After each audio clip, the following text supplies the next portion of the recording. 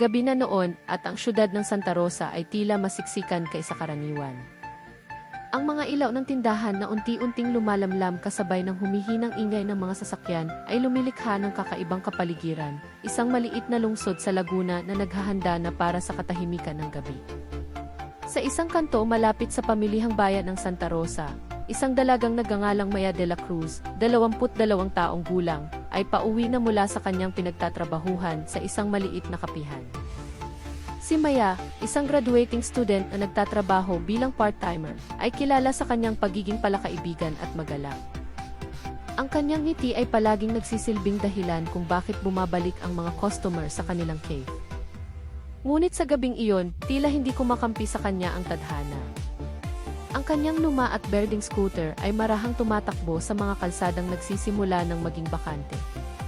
Nakasuot siya ng isang kremang jacket at full-face na helmet. Isang mahinang ambon ang nagsimulang bumagsak, ginagawang bahagyang madulas ang kalsada.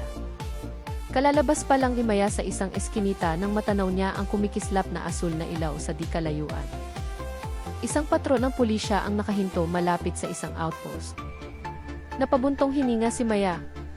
Checkpoint na naman, bulong niya sa sarili. Hindi naman ito malaking problema. Kumpleto ang kanyang ACC at lisensya.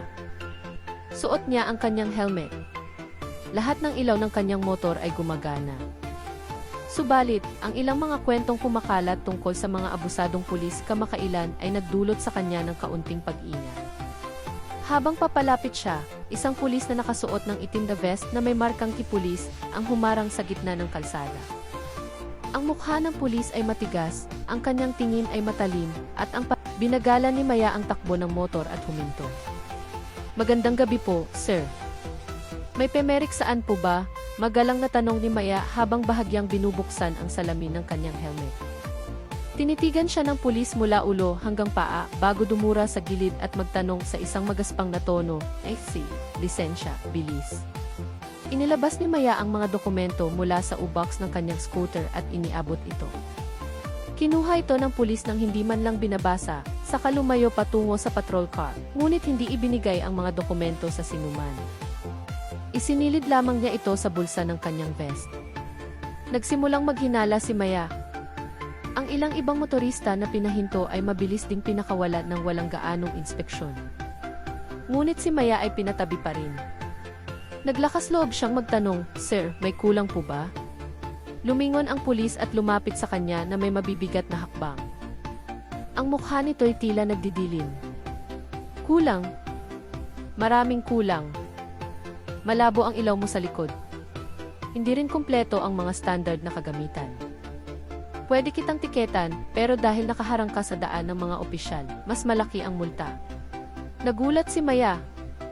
Sir, normal po ang ilaw ko. Ipinatingin ko pa kaninang umaga. Kung gusto ninyong tingnan. Tinuturuan mo ba ako sa trabaho ko? Sigaw ng pulis habang malakas na tinapik ang katawan ng scooter ni Maya. Napaatras si Maya ng isang hakbang. Ang kanyang puso ay kumakabog sa kaba. Sa kabilang banda ng kalsada, ilang mga tindero na hindi pa tapos magligpit ng kanilang mga paninda ay nakatingin. Nagbubulungan sila. Madalas na nilang marinig ang mga ganitong kaso. Sa mga nakalipas na buwan, ang mga checkpoint sa gabi ay madalas gamitin ng ilang oknum para kumita ng mabilis na pera. Sinubukan ni Maya na manatiling kalmado. Paumanhin po, sir. Kung may problema po talaga ang ilaw ko, handa po akong ipaayos. Pero pakibalik na po muna ang ACC at lisensya ko. Umismid ang pulis. Pwede, pero bayaran mo muna ang multa sa paglabag mo. 2,000. Nanlaki ang mga mata ni Maya. 2,000 piso po, sir. Pero wala naman po akong nilabag na kahit ano. Nagsimulang lumakas ang ulan. Ang malalaking patak nito ay tumatama sa jacket ni Maya. Ang kalsada ay basa at malamig. Ngunit ang pulis ay lalo pang naging emosyonal. Kung marami ka pang reklamo, i-impound ko na rin itong motor mo. Kinagat ni Maya ang kanyang labi. Hindi ang halaga ang problema, kundi alam niyang hindi ito opisyal na proseso. Bilang isang graduating law student, alam niya ang kanyang mga karapatan. Ngunit alam din niyang ang direktang paglaban ay maaaring lalong magpalala ng sitwasyon. Sinubukan ni Maya ang isang kompromiso. Sir, susunod na lang po ako sa tamang proseso. Kung gusto ninyo akong tiketan, handa po akong pumunta sa korte o kumuha ng tiket. Huminto sandali ang pulis at pagkatapos ay lalong tumigas ang kanyang mukha. Ang kanyang tingin ay nagdilim. Kung iyan ang gusto mo, bulong niya. Bigla, nang walang babala, marahas na itinulak ng pulis ang balikat ni Maya. Natumba si Maya at halos bumagsak sa madulas na kalsada. Ilang residente na nakakita ay nagsimulang magsalita. Sir, wag naman pong bastos, wala namang ginagawang masama iyang bata, sabi ng isang lalaking nagtitinda ng banana queue sa gilid ng kalsada. Ngunit sinigawan sila ng pulis. Asikasuhin niyo ang mga trabaho niyo. Huwag kayong makialam. Tiniis ni Maya ang sakit sa kanyang balikat, sinusubukang manatiling mahinahon. Sir, gusto ko lang po ng kalinawan. Pakibalik po ang mga dokumento ko. Lalo pang nag-init ang ulo ng pulis. Matapang ka ha? Inuutusan mo ba ako? Hinawakan niya ang kwelyo ng jacket ni Maya at hinila siya palapit. Nagulat si Maya at sa isang kilos reflex, tinabig niya ang kamay ng pulis. Ang maliit na pagtabig na iyon ang nagpasabog sa sitwasyon. Walang awang sinuntok ng pulis ang pisngi ni Maya. Isang malakas na tunog ang umalinggaw-ngaw. Bumagsak si Maya sa basang aspalto. Ang kanyang helmet ay tumama sa lupa. Sa lakas ng suntok, bahagyang bumukas ang visor nito. Umikot ang kanyang paningin. Ang mga tunog sa paligid ay tila naging malayo kahit ilang metro lang ang layo. Sir, bakit niyo sinuntok? Wag naman ganyan, sir. Babae yan. Ilang residente ang nagsimulang magtipon. Ngunit itinutok ng pulis ang kanyang batuta sa mga tao. Umatras kayo. Sino mang lumapit, aarestuhin ko. Hinawakan ni Maya ang kanyang pisngi na kumikiro. Ang mga luha ay dumaloy hindi lang dahil sa pisikal na sakit, kundi dahil sa takot at kawalang katarungan na kanyang nararamdaman. Ang kanyang lumang motor ay nakatayo pa rin sa tabi niya. Patay ang makina, ang maliit na ilaw nito ay malabong nagniningning sa gitna ng ulan. Pagkatapos ay ginawa ng pulis ang isang bagay na hindi inaasahan. Lumakad siya patungo sa motor ni Maya, binuksan ang upuan at kinuha ang isang kable na nakasabit malapit sa baterya. Carnap, tong motor na to. Hindi standard, sigaw niya. Pinilit ni Maya na bumangon. Sir, hindi po. Yan po ang cable ng charger ng power bank ko. Hindi po yan, Carnap. Ngunit hindi nakinig ang pulis. Tila gusto niyang patunayan na may kasalanan si Maya kahit sa paraang hindi makatwiran. Lalong dumami ang mga tao. Ilan ang nagsimulang mag-video gamit ang kanilang mga cellphone dahil nararamdaman nilang papalala na ang sitwasyon. Dahil sa pagkakapikon, naging desperado ang pulis. Sa isang biglaang kilos, itinapon niya ang kable sa lupa at kumuha ng isang maliit na bote mula sa patrol car. Hindi malinaw kung anong likido iyon, ngunit matapang ang amoy. Nanlaki ang mga mata ni Maya. Sir, wag po. Huli na ang lahat. Sa loob lamang ng ilang segundo, isang malaking apoy ang sumiklab sa ilalim ng motor ni Maya. Isang residente ang sumigaw, baliw. Sinunog ang motor. Napahiyaw si Maya sa takot. Ang nag-iisang motor na ginagamit niya para sa pag-aaral, pagtatrabaho, at paghahatid sa kanyang ina sa ospital ay nasusunog ngayon sa harap ng kanyang mga mata. Umuulan man, patuloy na lumalagablab ang apoy dahil sa madaling masunog na likido. Ang pulis ay tumayo ng tuwid na para bang ang kanyang ginawa ay bahagi ng isang lehitimong proseso. Ang mga ilegal na motor ay dapat sirain agad, sabi niya habang malamig na tinitigan si Maya. Tinakpan ni Maya ang kanyang bibig, ang kanyang katawan ay nanginginig sa pinaghalong lungkot, galit at takot. Ngunit, ang sumunod na pangyayari ang siyang nagpabago sa lahat. Isang malakas na sigaw ang narinig mula sa dulo ng kalsada. Hoy! Bitawan mo siya! Isang lalaking nakaitim na jacket ang tumakbo at lumusot sa mga tao habang tinuturo ang pulis. Ang kanyang mukha ay seryoso, gupit militar ang buhok at matipuno ang katawan. Mula sa ilalim ng kanyang jacket ay may nakasilip na isang maliit na sagisag, isang tanda na karaniwang isinusuot lamang ng mga miyembro ng militar. Nakilala ni Maya ang mukha kahit malabo dahil sa ulan. Kuya Marco, bulong niya. Si Marco ang kanyang kapitbahay at senior niya noon sa high school. Kakabalik lang niya mula sa isang misyon. Marami sa kanilang lugar ang nakakaalam na si Marco ay nagsisilbi na ngayon sa isang elite unit ng hukbong katihan. Ngunit ilan lang ang nakakaalam ng mga detalye. Tinaas ng pulis ang kanyang batuta. Sino ka? Nagpapakabayani ka? Hindi sumagot si Marco. Agad siyang tumayo sa harap ni Maya, pinoprotektahan ito. Nang makita niya ang pasa sa mukha ni Maya, ang nagliliyab na motor, at ang takot sa mga residente, ikinuyom ni Marco ang kanyang mga kamao. Sir, lumampas na kayo sa inyong kapangyarihan. Hindi ako papayag dito. Umisi ang pulis. Oh, ikaw pala ang gustong makialam? Sino ka ba talaga? Tinitigan siya ni Marco ng diretsyo. Ako si Coral Marco Reyes. Mula sa Special Forces Regiment ng Philippine Army. Kitang-kita ko ang ginawa ninyong karahasan, pangingikil at pagsunog ng pribadong ari-arian ng isang sibilyan.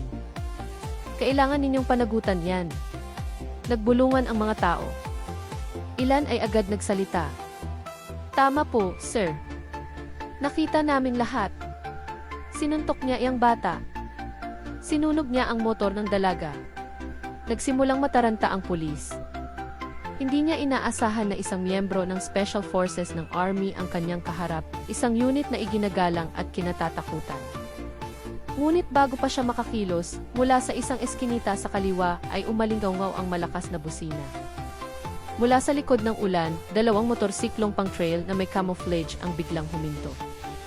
Dalawang sundalo ng Army ang bumaba. Ang kanilang mga mukha ay seryoso nang makita ang apoy at ang gulo. Lumapit ang isa sa kanila kay Marco at mabilis na sumaludo. Sir, nakatanggap kami ng ulat mula sa mga residente. Anong nangyayari? Itinuro ni Marco ang nasusunog na motor ni Maya at ang pulis na natataranta na. Hindi lang ito maling proseso. Ito ay abuso sa kapangyarihan. At ang babaeng ito ang biktima. Nagsimulang makita ang galit sa mga mata ng ibang sundalo. Bihira ang militar na makialam sa mga usaping sibil. Ngunit kung mayroong karahasan sa publiko na naglalagay sa panganib sa mga mamamayan, lalo na kung ginawa ito ng isang taong sumisira sa imahe ng ibang institusyon, hindi sila mananahimik. Uminit ang sitwasyon. Umatras ang pulis ng ilang hakbang, takot ngunit sinusubukan pa ring panatilihin ang kanyang otoridad. Wala kayong karapatang arestuhin ako. Teritoryo ito ng pulisya. Tama, sagot ni Marco ng walang emosyon. At wala ka ring karapatang manakit ng sibilyan o sunugin ang ebidensya ng walang dahilan. Akala mo ba walang mata ang mga tao? Ilang residente ang lumapit para magbigay ng testimonya. Sir, kami po mismo ang nakakita. Nangikil muna siya ng pera, tapos nang hindi nabigyan, nagalit agad.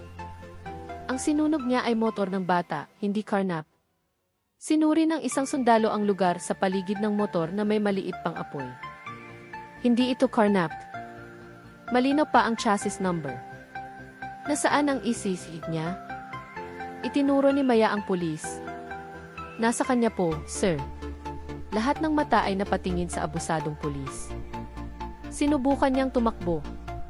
Ngunit sa isang mabilis na kilos, hinawakan ni Marco ang kwelyo ng kanyang vest mula sa likuran at ibinagsak siya sa lupa gamit ang isang simple, ngunit epektibong teknik. Ang pulis ay nakahandusay, basa at talunan. Naghiyawan ang mga tao, hindi dahil sa karahasan, kundi dahil ang katarungan ay nagsisimula ng manaig.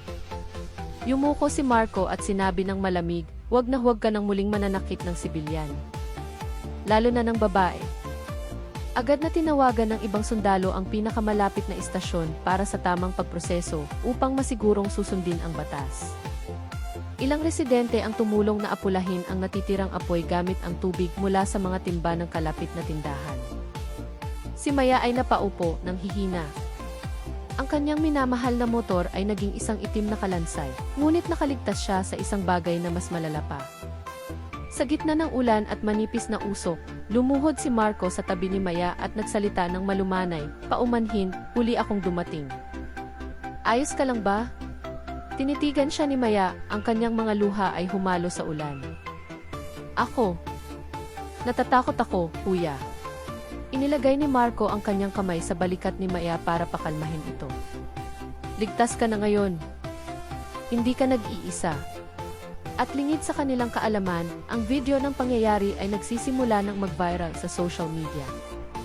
Sa wakas ay tumila na ang ulan, nag-iwan ng amoy ng basang lupa at manipis na usok mula sa nasunog na motor ni Maya.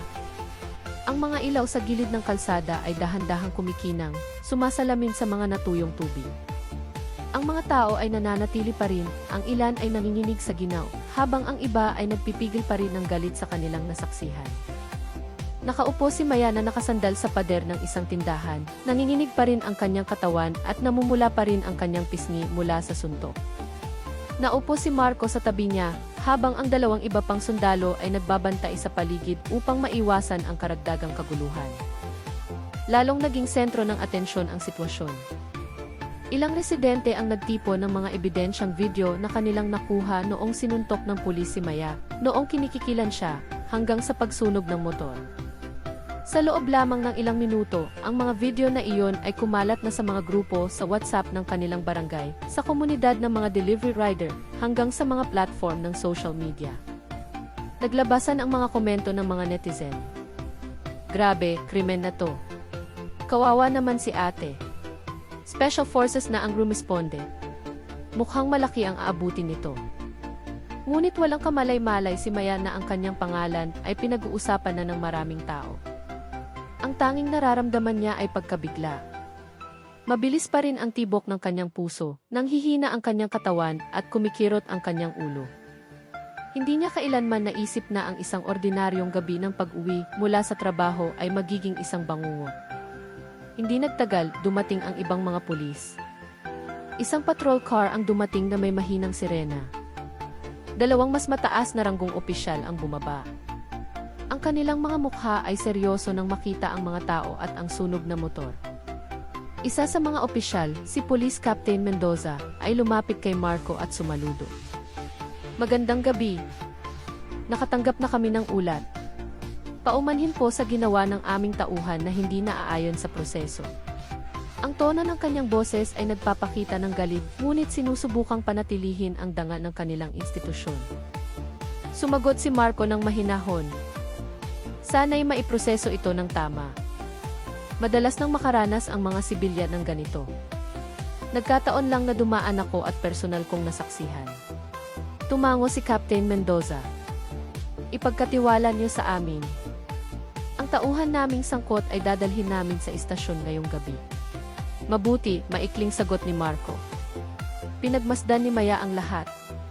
Kahit medyo malabo ang kanyang paningin, pakiramdam niya ay nanonood lang siya mula sa malayo, kahit na siya ang sentro ng pangyayari. Isang babaeng pulis ang lumapit kay Maya at lumuhod. Ang kanyang mukha ay banayad at puno ng simpatsya. Ineng, kaya mo bang magsalita? May kailangan ka bang tulong muna? Lumunok si Maya at sinubukang sumagot. Kaya ko po, ma'am. Pwede mo bang ikwento sa akin kung ano ang eksaktong nangyari?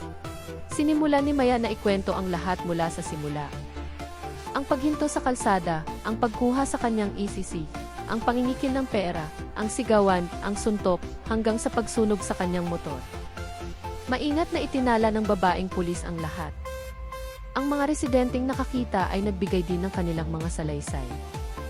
Nariyan ang nagtitinda ng Banana Q, isang delivery rider, ang may-ari ng isang sari-sari store, at maging isang estudyante sa high school na tahimik lang mula pa kanina. Lahat sila ay iisa ang testimonya.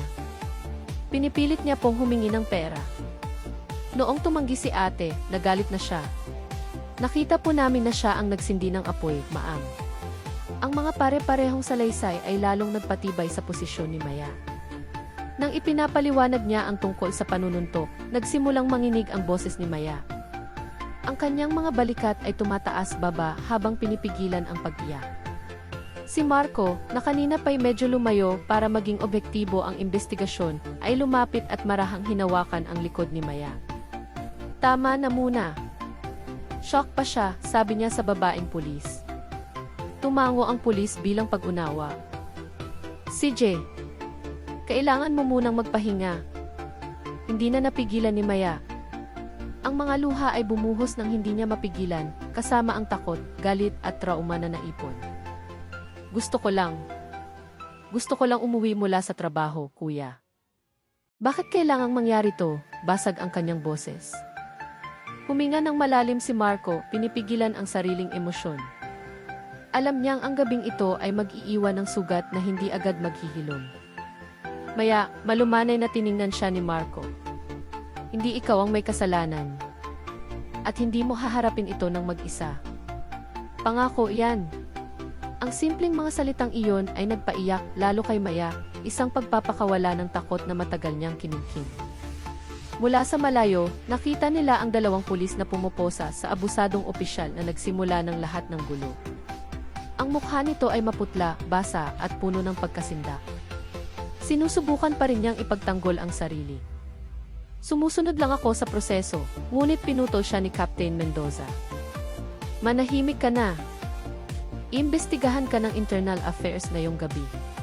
Nagbulungan ang mga tao, isang pakiramdam ng ginhawa matapos masaksihan ang kawalang katarungan. Dinala ang oknum sa sasakyan at malakas na isinara ang pinto. Dahil mukhang lalong namumutla si Maya, isang may-ari ng sari-sari store ang lumapit. Ineng, gusto mo na bang umuwi? Saan ba ang bahay mo? Kung gusto mo, tatawagin ko ang sasakyan ng kapitbahay para ihatid ka. Umiling si Maya. Kailangan ko pa pong mag-report, di ba, Nay? Sumagot si Marco, nagsimula na ang report. Ang iba ay pwedeng bukas na kapag mas kalmado ka na. Tiningnan ni Maya ang sunog na motor at muling nalungkot. Iyan lang po ang nag-iisang motor ko, kuya. Buwan-buwan ko pong binabayaran ang hulog niyan.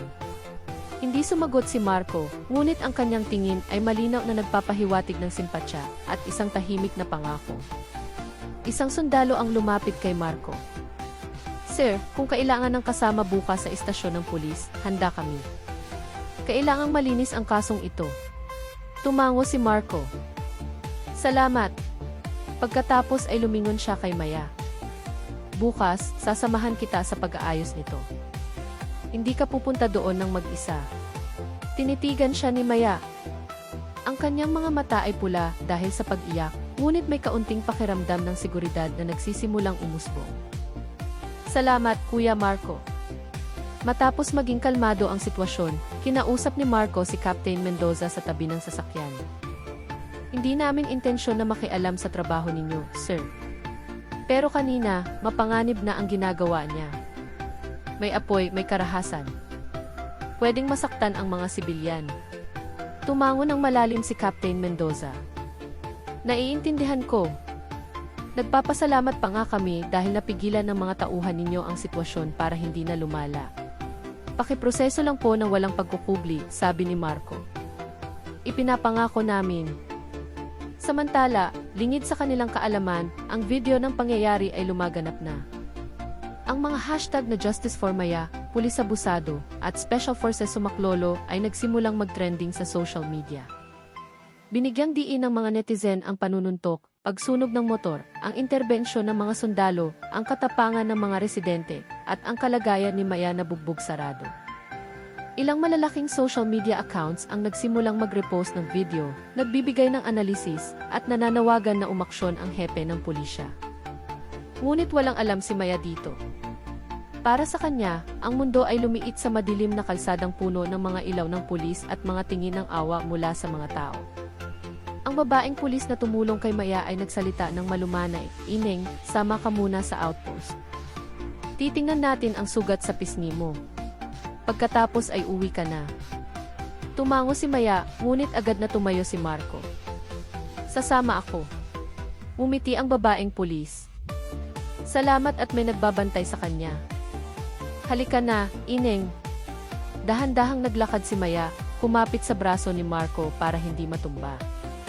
Masakit pa rin ang kanyang pisngi at nanghihina ang kanyang mga binti.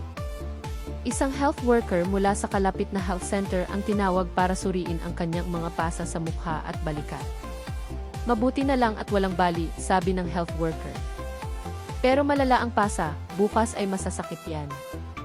Nang matapos ang pagsusuri, isang senior na pulis ang nag-alok ng kanilang patrol car para ihatid si Maya pauwi.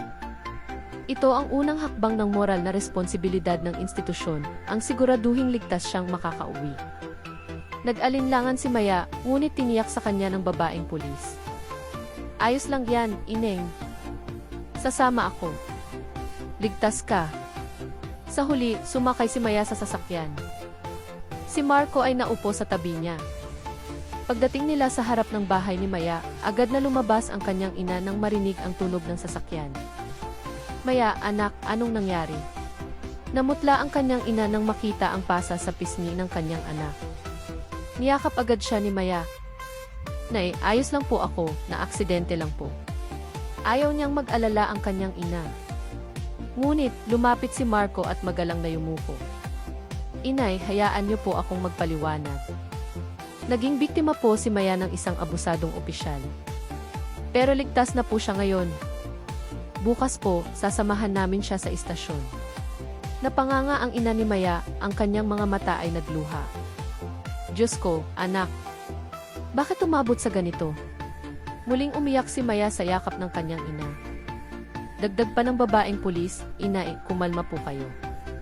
Poprosesuhin po namin ito. Ang mahalaga ngayon ay magpahinga si Maya. Bago umalis, sinabi ni Marco, Maya, kung may kailangan ka ngayong gabi, tawagan mo ako. Naka-standby ako. Tinitigan siya ni Maya na may pasasalamat. Kuya, salamat talaga. Kung hindi ka dumating, baka. Umiti ng bahagya si Marco. Ligtas ka na ngayon. Matulog ka na. Bukas, sabay nating haharapin to. Dahan-dahang umalis ang sasakyan ng pulis, iniwan ang maliit na bahay na nailawan ng ilaw sa terasa. Pumasok si Maya sa bahay na nanginginig ang katawan, ngunit medyo gumaan ang kanyang pakiramdam. Sa gabing iyon, natulog siyang may pasa, takot, at ang pangalan ng isang lalaking dumating sa tamang oras noong halos mawalan na siya ng pag-asa. Samantala, sa labas, nag-aabang ang publiko sa susunod na kabanata ng kasong ito. At isang malaking bagyo ang papalapit na. Kinaumagahan, ang bahay ni Maya ay napuno ng amoy ng langis at mainit na tsaa. Ang sinag ng araw ay tumago sa manipis na kurtina. Nagising si Maya na may mabigat na ulo at matinding kirot sa kanyang pisngi nang dahan-dahan niya itong hinawakan. Ang pasa ay mas naging maitim kaysa kagabi. Ang kanyang cellphone na nasa mesa ay biglang nag-vibrate ng walang tigil. Dose-dose ng mga notifikasyon ang pumasok. Mga mensahe mula sa mga kaklase, katrabaho, at maging mula sa mga numerong hindi niya kilala. Nalito siya at nanlamig nang mabasa ang isa sa mga mensahe. Maya, trending ka sa social media. Ayos ka lang ba? Nanginginig ang kanyang mga kamay nang buksan niya ang isang social media API at doon, sa unang pahina, lumitaw ang kanyang video. Siya na sinuntok, ang kanyang motor na sinunog, si Marco at ang mga sundalo na dumating. Tinakpan niya ang kanyang bibig, nanginginig ang kanyang katawan. Diyos ko po, bulong niya. Dumating ang kanyang ina na may dalang isang basong tsaa. Anak, bakit? Anong nangyari? Ipinakita ni Maya ang screen. Nagulat ang kanyang ina. Ang kanyang mukha ay nagbago, puno ng pag-aalala at galit. Sino ang nagkalat nito? Bakit kailangang ikaw pa ang makita ng publiko ng ganito? Ang pagiging viral ng video ay nagdala ng dalawang bagay, suporta at presyon. Maya-maya, muling tumunog ang telepono ni Maya. Isang hindi kilalang numero. Nag-atubili siyang sagutin. Hello, mahina ang boses ni Maya. Magandang umaga. Si Maya de la Cruz po ba ito? Opo, ako nga po. Ako si Police Major Adita mula sa Provincial Internal Affairs Service ng Laguna. Gusto lang naming tiyakin ang iyong kalagayan at hilingi na magbigay ka ng formal na salaysay na yun. Huwag kang matakot, Jimeth. Maya, ang kasong ito ay aming tututukan. Hindi pa lumilipas ang isang oras, narinig ang tunog ng isang trail bike na huminto sa harap ng bahay. Bumaba si Marco mula sa motor na nakasuot ng itim na jacket at berdeng cargo pants. Agad niyang hinanap si Maya pagbukas ng pinto. Magandang umaga. Handa ka na ba? Malumanay niyang tanong. Kuya, bakit ang aga mo? Nabalitaan kong trending ka, buntong hininga ni Marco. Natakot akong baka ma-stress ka sa pagbabasa ng mga komento ng tao. Yumuko si Maya. Mahina ang kanyang boses. Natatakot ako, kuya. Hindi ko naman hiningi ang lahat ng ito.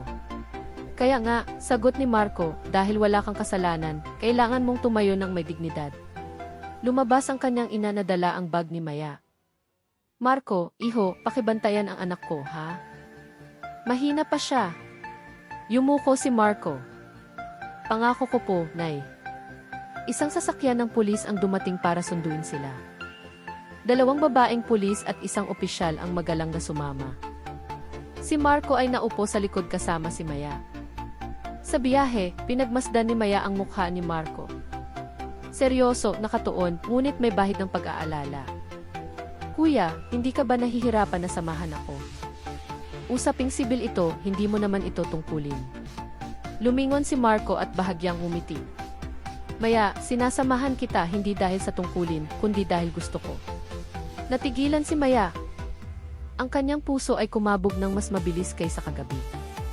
Sa istasyon ng pulis, abala ang lahat. Maraming mamamahayag ang nagtipon sa labas ng gate. Nang bumaba si Maya mula sa sasakyan, sinubukan ng ilang reporter na sumigaw ng mga tanong. Agad na pinrotektahan si Maya ng mga babaeng pulis. Paumanhin, walang panayam.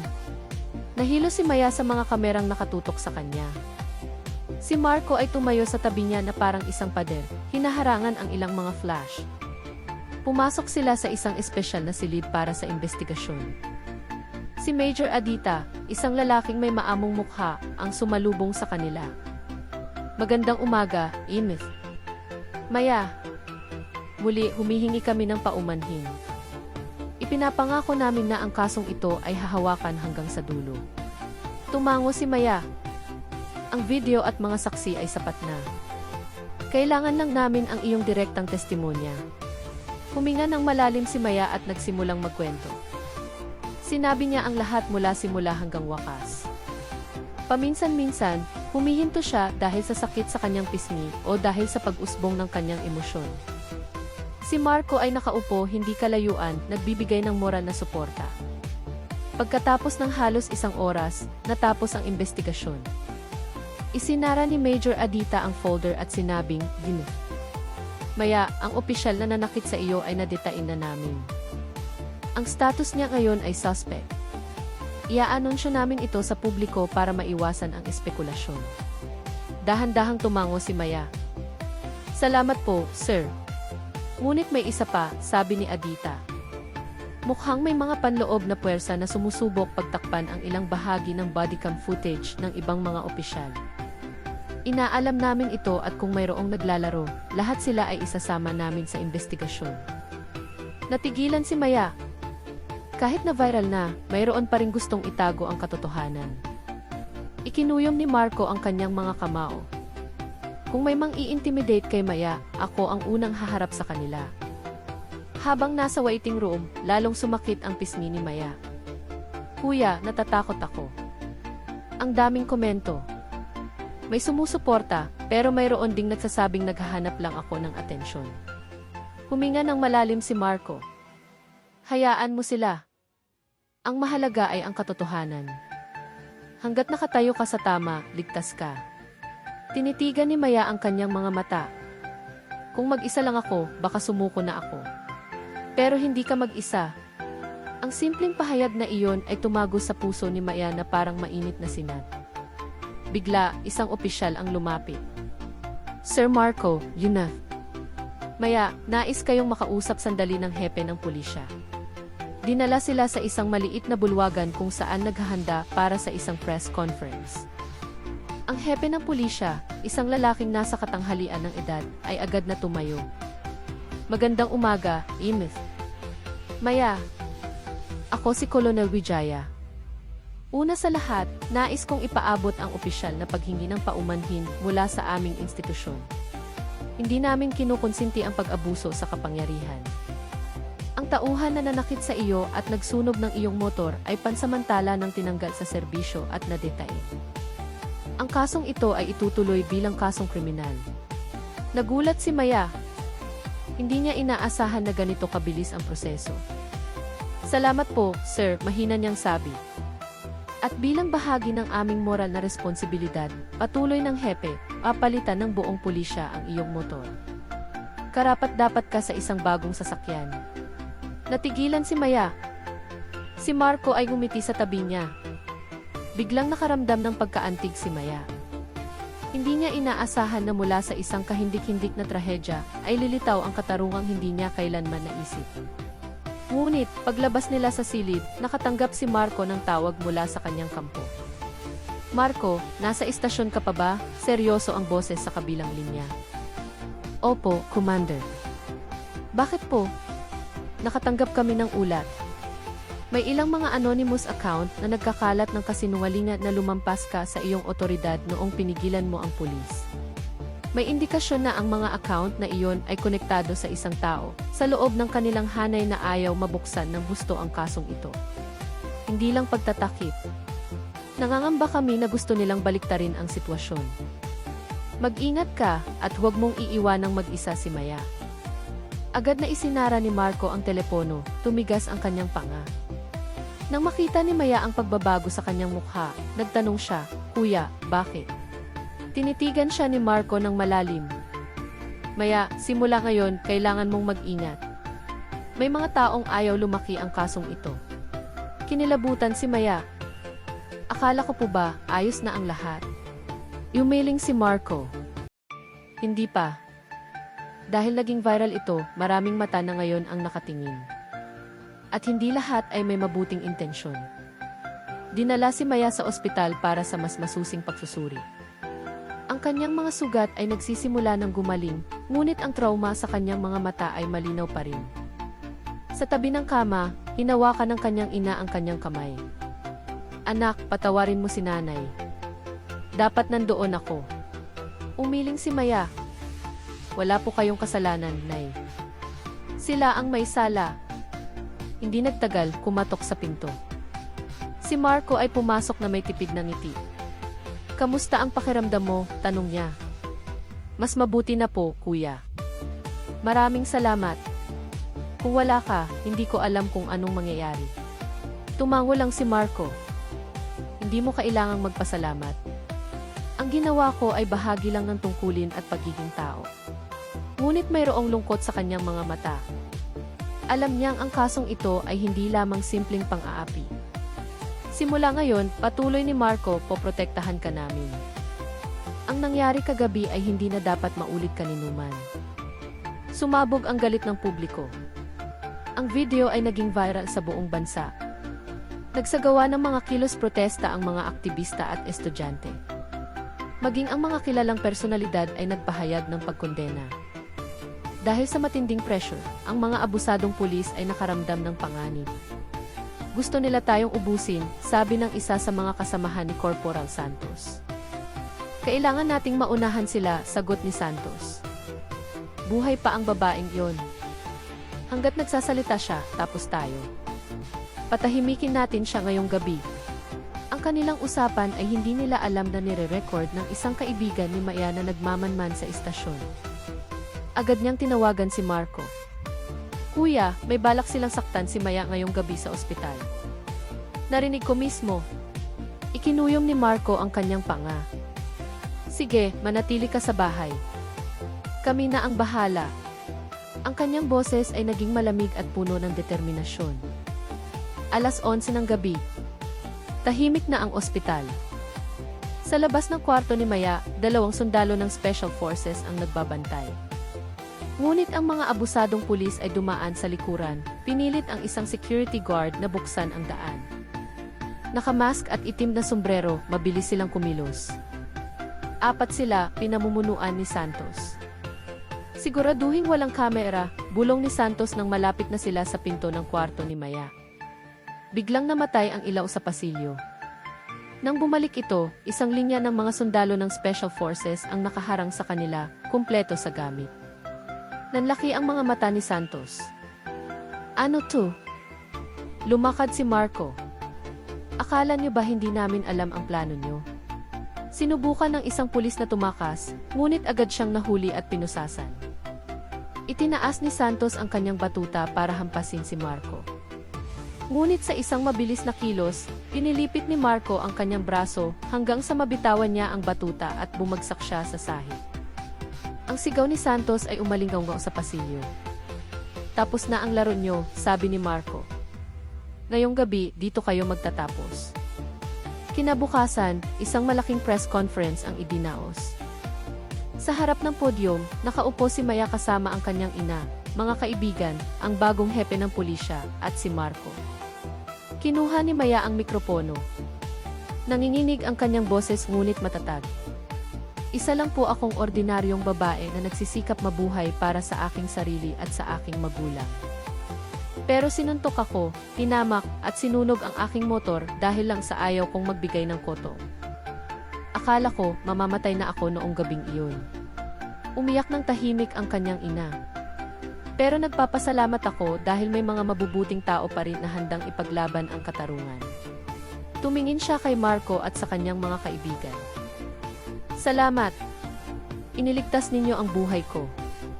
2 linggo pagkatapos, idinaos ang paglilitis. Ang mga ebidensya ay kumpleto at matibay. Hinatulan ng korte si Corporal Santos ng 12 taong pagkakakulong para sa matinding pananakit, pagsunog at tangkang pagpatay. Ang 3 niyang kasamahan ay nahatulan din ng 5 hanggang 8 taon. Lahat sila ay tinanggal sa serbisyo. Nang basahin ang hatol, nagsigawan sa tuwa ang mga tao sa labas ng korte. Ipinikit ni Maya ang kanyang mga mata at lumuha sa ginhawa. Tapos na, bulong niya. Tinapik ni Marco ang kanyang balikat. Matapang ka.